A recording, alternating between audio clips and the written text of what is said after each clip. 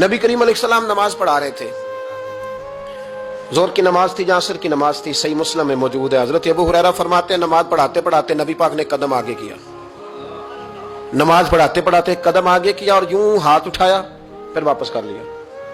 اب نماز پڑھ کے نا تو سلام پھیرا تو صحابہ عرض کرنے لگے یا رسول اللہ صلی اللہ علیہ وسلم وہ نماز میں پیر بھی آگے کیا تو ہاتھ بھی اٹھایا، تو وجہ کیا تھی؟ پہلا سوال تو یہ ہے کہ آپ لوگ نماز پڑھ رہے تھے یا حضور کو دیکھ رہے تھے؟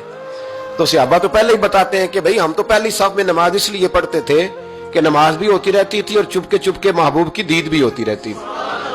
حضور سے پوچھا یا رسول اللہ وہ نماز پڑھتے پڑھتے قدم آگے بڑھایا آپ نے تو پھر پیچھے کر لیا، کیا تھا؟ اور ہاتھ اٹھایا تو پھر آپ نے نیچے کر لیا۔ تو نبی کریم فرمانے لگے نماز پڑھاتے پڑھاتے جب میں نے کہا نا سمی اللہ لمن حمیدہ، اچانک میری نظر اٹھی تو جنت میں چلی گئی، نظر اٹھی تو جنت میں، تیرے لیے 2-4 قدم عرش بری ہے۔ تو محبوب فرماتے ہیں جب میری اوپر نظر گئی نا تو میں نے دیکھا کہ انگوروں کا ایک خوشہ لٹک رہا ہے جنت میں، تو میں نے ہاتھ بڑھایا کہ توڑ لوں۔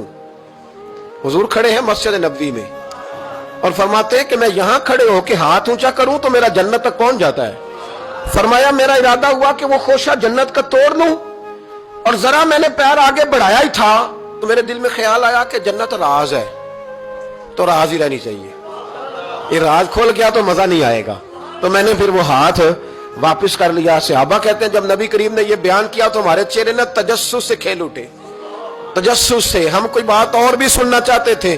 تو محبوب فرمانے لگے اگر میں وہ خوشہ توڑ کے لے آتا اور تمہیں دے دیتا تم قیامت تک بھی کھاتے رہتے تو تم سے ختم نہیں ہونا تھا۔ یہ صحیح مسلم کی حدیث ہے۔ او بھائی میرے رسول کریم کے واقعہ معراج پہ شکوہ کرنا، کہنا سمجھ میں نہیں آتی کیسے گئے تھے، تو جو چاہے تو ہر شب ہو مثال شب اسرا، اس لیے کہ تیرے لیے 2-4 قدم